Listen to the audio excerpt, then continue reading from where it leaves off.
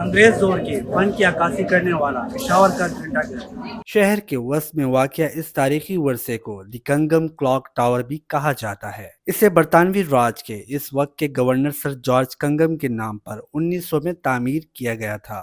ایک وقت تھا جب پشاور کے باسی تاریخی گھنٹہ گھر کی آواز سن کر وقت معلوم کرتے تھے۔ پھر زندگی میں جدت آتی گئی اور گھڑی کی ٹک ٹک رک گئی۔ پھر حکومت کو خیال آیا اور اسے تزئین و آرائش کے بعد عوام کے لیے پھر کھول دیا گیا۔ پشاور کا گھنٹہ گھر گنجان آباد بازاروں میں گھیرا ہوا شہر کے وسط میں موجود 123 سال سے موجود یہ تاریخی ورثہ خستہ حالی کا شکار ہے۔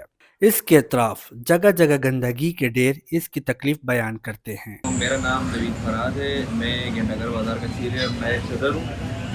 گھنٹہ گھر کا جو ہے 120 سال ہو گئے ہیں۔ ادھر جو ہے یہ بہت زیادہ پرانی تاریخی جگہ ہے۔ اس کے ارد گرد جو ہے بہت زیادہ گندگی ہے۔ کوئی ہمارے پاس جو ہے اتنی تاریخی جگہ ہے، آگے چلے جائیں گیڈی ہاؤس ہے۔ شہر میں بہت نایاب وہ پرانی جدید جگہ ہیں۔